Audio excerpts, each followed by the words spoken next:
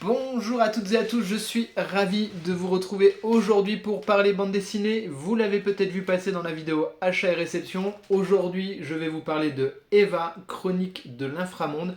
Alors, pourquoi je suis allé sur ce titre? Tout simplement parce que j'adore le sous-titre, chronique de l'inframonde, j'adore ce sous-titre-là. Ça faisait longtemps que je n'avais pas lu des titres de chez Graph et si vous avez vu certaines vidéos, certains posts sur Insta, j'étais à fond un petit peu dans ce bouquin chez Eni sur le cyberpunk, donc j'avais vraiment envie de creuser un petit peu des vibes SF, cyberpunk, tout ça, j'avais vraiment envie d'aller dans cet univers-là. Et quand j'ai feuilleté les premières pages sur le site de Graph Zeppelin, parce que vous pouvez toujours feuilleter un petit extrait chez eux, c'est plutôt cool, j'avais accroché au dessin et le pitch me plaisait beaucoup. Le pitch, c'est quoi? Eh bien, on va suivre Eva, donc ce personnage qui est sur la couverture.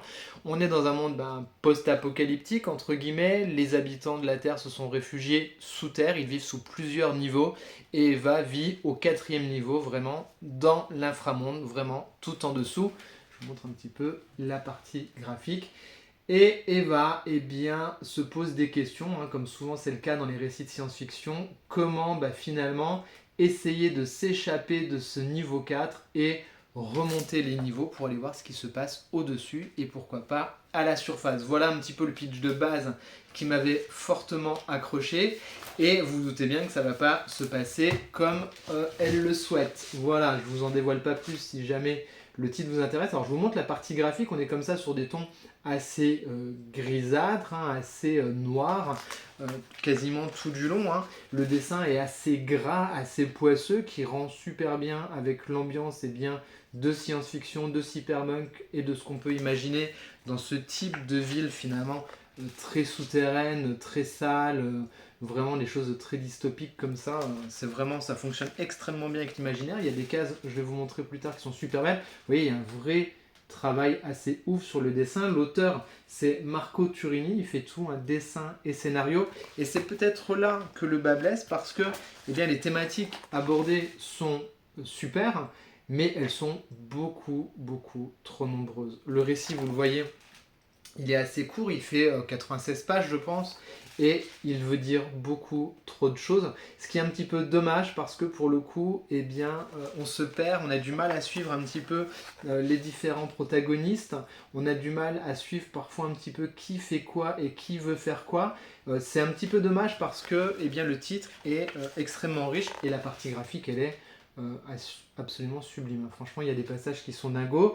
Le titre m'a quand même fait penser à des choses qu'on apprécie tous. Si vous êtes amateur de science-fiction, ça m'a fait penser à du Matrix, ça fait penser à du Terminator, ça fait penser en bande dessinée plus récemment qui est sorti Vertigéo. Je vous renvoie à la chronique si vous ne l'avez pas vu. Voilà, ça renvoie vraiment à plein de titres forts et cultes de la science-fiction. Le dessin et le découpage, comme vous le voyez, ils sont hyper intéressant, ça fonctionne très bien, mais en termes de narration, pour le coup, j'ai eu du mal à suivre l'histoire. Vous savez que je suis quand même un grand lecteur, donc si j'ai du mal à suivre, c'est qu'il y a quand même quelque chose qui cloche peut-être en termes de narration.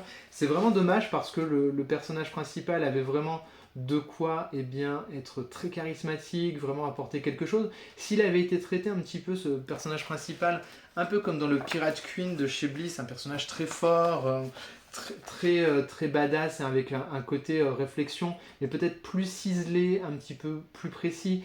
Et en fait, le problème de ce titre, entre guillemets, c'est qu'il est trop généreux. L'auteur veut trop en dire, trop en mettre. Parfois, vous voyez aussi dans les cases, comme ça déborde, il y a de la juste position. Alors, ça marche bien en termes de dessin. Pour le coup, ça fonctionne super bien du point de vue de la narration visuelle.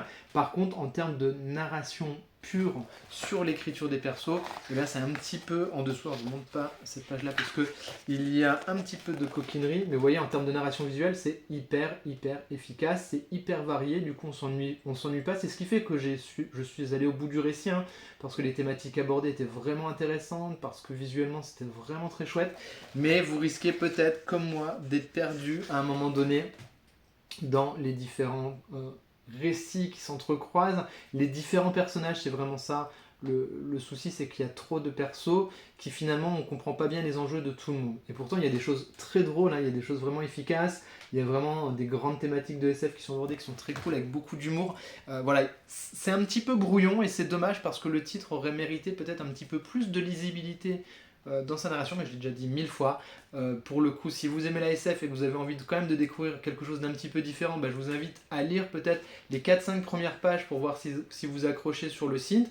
Et voilà, parce que pour le coup, moi, je vais pas dire que c'est une déception, parce que je suis content de l'avoir lu, mais néanmoins, c'est pas forcément un titre que je peux vous dire, allez-y les yeux fermés, il faut quand même que vous creusiez un petit peu l'histoire pour voir si vous accrochez aux premières pages. Et pour le coup, je vous renvoie au site de Grave Zeppelin où vous avez le début de l'histoire qui est disponible. Voilà, j'espère que cette chronique vous aura plu et intéressé. En tout cas, moi je vous dis à très vite pour de prochaines lectures. Prenez bien soin de vous, bye bye.